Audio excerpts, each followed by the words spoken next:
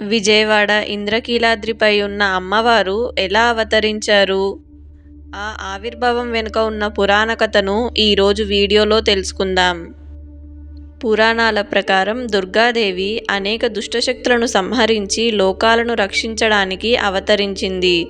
అప్పట్లో మహిషాసురుడు అనే రాక్షసుడు తన అహంకారంతో దేవతలను బాధించసాగాడు. దేవతలు అందరూ కలిసి దేవిని ప్రార్థించారు. ఆ ప్రార్థనతో దేవతల శక్తులన్నీ కలిసి ఒక మహాశక్తిగా అవతరించింది. అదే మహిషాసురమర్దిని రూపంలో ఉన్న దుర్గాదేవి. ఆ తరువాత దేవి భక్తులను కాపాడేందుకు ఇంద్రకీలాద్రి పర్వతంపై నివసించిందని పురాణాలు చెప్తున్నాయి. ఇక్కడే ఆమె కనకదుర్గ రూపంలో భక్తుల పూజలను స్వీకరిస్తుంది. అందుకే ప్రతి సంవత్సరం లక్షలాది భక్తులు కనకదుర్గమ్మ గుడికి వచ్చి అమ్మవారిని దర్శించుకుంటారు.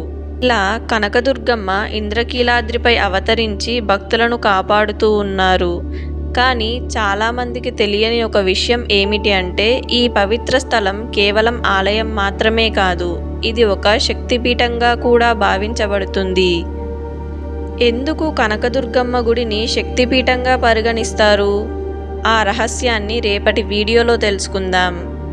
ఇలాంటి దేవాలయ మరియు పురాణ కథలు తెలుసుకోవాలంటే మన ఛానల్ని సబ్స్క్రైబ్ చేసుకోండి.